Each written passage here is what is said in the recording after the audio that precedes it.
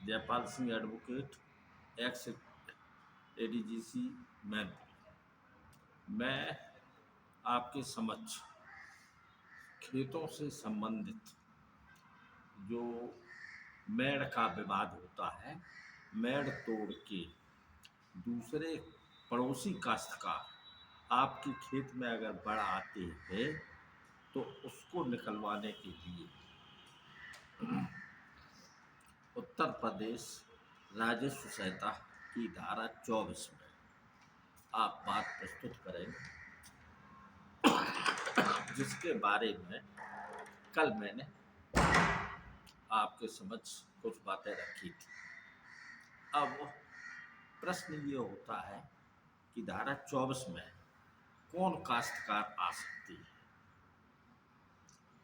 तो इसके लिए सबसे पहली शर्त यह है कि जिस कृषक के नाम खेत है वो ही कृषक धारा 24 में अपना बात प्रस्तुत कर सकता है। अब के नाम मिसाल के तौर पर कोई खेत नंबर 55 है और वो नंबर जो है उसका रकबा तकरीबन 70 बीघा है या इससे कम है, और वो 70 बीघा रकबा विभिन्न काश्तकारों के नाम है, तो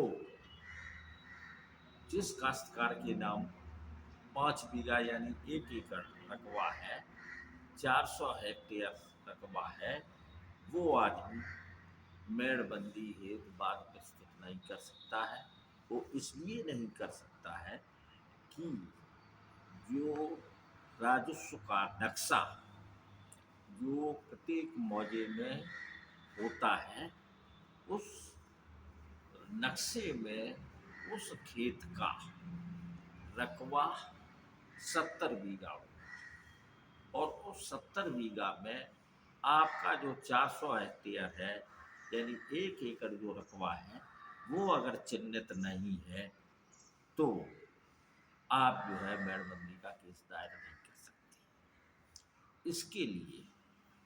इसके लिए रेमेडी ये है कि पहले आप उस 70 बीघा खेत से अपना रकबा चिन्हित करवाएं। उस चिन्हित करवाने की प्रक्रिया कहलाती है बटा नंबर कायम करना। बटा नंबर तभी कायम होगा जब आप जिस स्थान पर काबिज हैं उस स्थान पर ही आपके रकबा के हिसाब से वो बटा कायम होगा। और बटा कायम होने का नियम ये है, बटा हमेशा उत्तर से दक्षिण तरफ वो कायम होती है। तो फॉर एग्जाम्पल आपके गाटे के 70 बीघा खेत में 10 अगर काश्तकार हैं, 10 कृषक हैं, 10 खातों में वो नंबर गया है, तो उसके 10 बटा कायम। और बटा कायम होने के बाद वो बटा नक्शे में नंबरिंग डाली जाएगी, खसरे में बटा कायम होंगे और खतौनी में भी होंगे।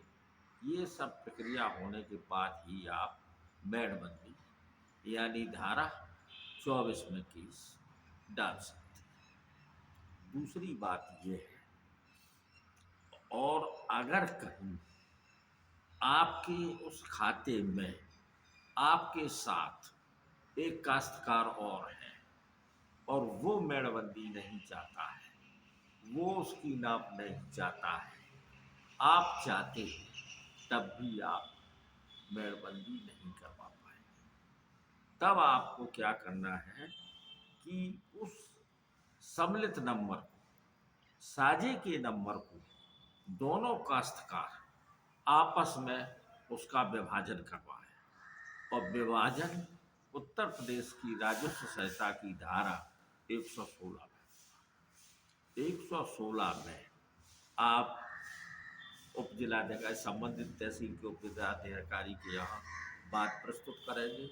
उस बाद में आपका हिस्सा डिक्लेयर होगा कि उस 5 बीघा में आपका कितना हिस्सा है, उस दूसरे से खातेदार का कितना हिस्सा है, यानी कितना कितना रकबा है। रकबा निर्धारित होने के बाद वो प्राथमिक डिग्री बनेगी।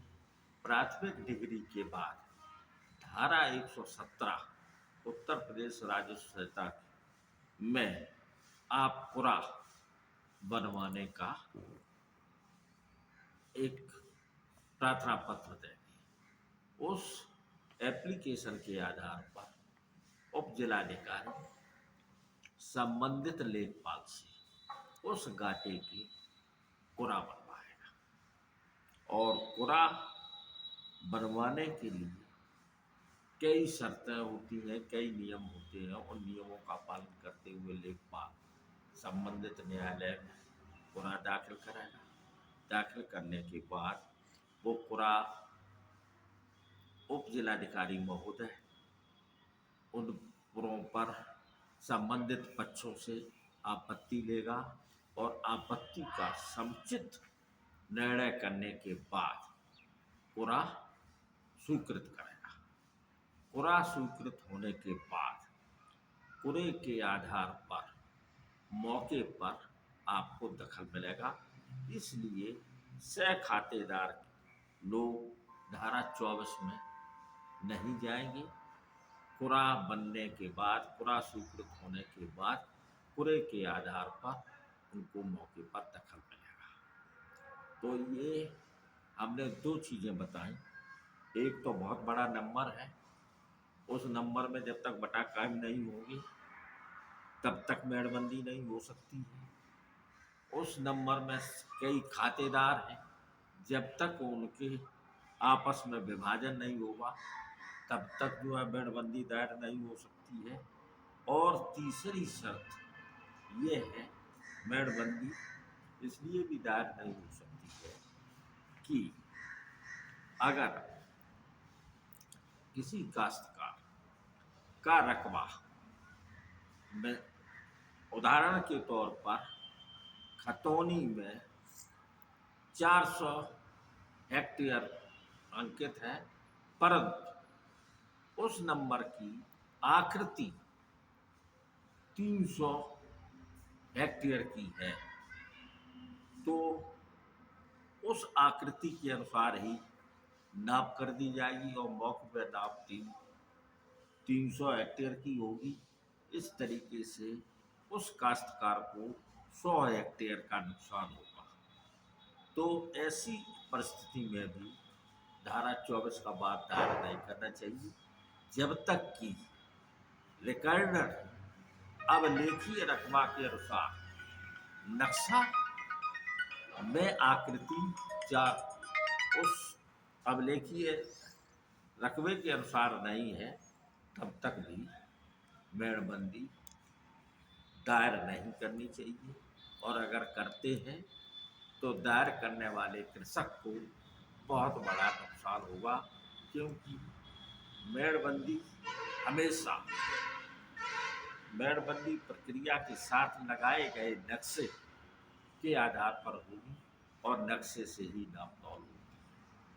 और उस जो नक्शे से नाप तौल होती है उसके साथ लगा हुआ जो खसरा है, उस खसरा में जो रकबा लिखा हुआ है उस रकबे से नाप तौल का मिलान किया जाता है। तो इस तरीके से मेड़बंदी के लिए नक्शे में जितना आपका अभिलेखीय रकबा है वो आकृति उतने रकबे की होनी चाहिए, और खसरे में जितना भी आपकी अभिलेखीय रकबा है वो दर्ज होना चाहिए।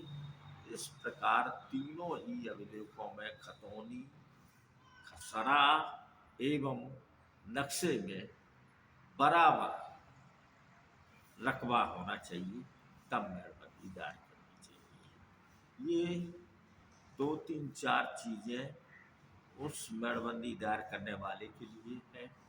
साथ ही एक चीज़ और है जो मेड़बंदी दायर करने वाला प्रक्रिया का अमल में लाते हुए जो सरकारी फीस है उसको ट्रेजरी चालान के द्वारा भारतीय स्टेट बैंक में जमा करेगा। नक्शे पर कोर्ट फीस की टिकट 1 रुपया की लगाएगा, फर्द खतौनी पर लगाएगा, खसरे पर लगाएगा, और लगाने के बाद उप जिलाधिकारी को मेड़बंदी केस में निर्णय दायर होने के 3 महीने के अंदर करना चाहिए।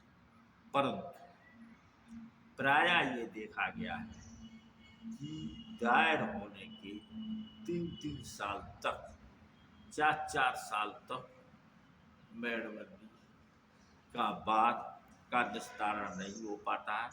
उस निस्तारण में न्यायालय उप जिलाधिकारी की भी कुछ ढिलाई होती है। साथ ही एक चीज और चल रही है हमारे उत्तर प्रदेश सरकार में।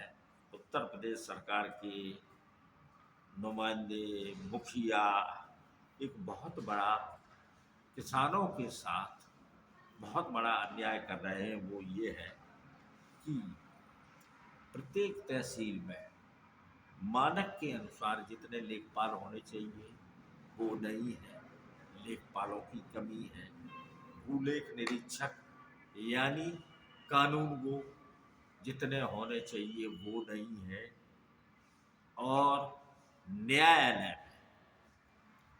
जो एसडीएम को एक पेशकार मिलता है, एक एलमद मिलता है जो जनरल क्लर्क होता है, और एक स्टेनो।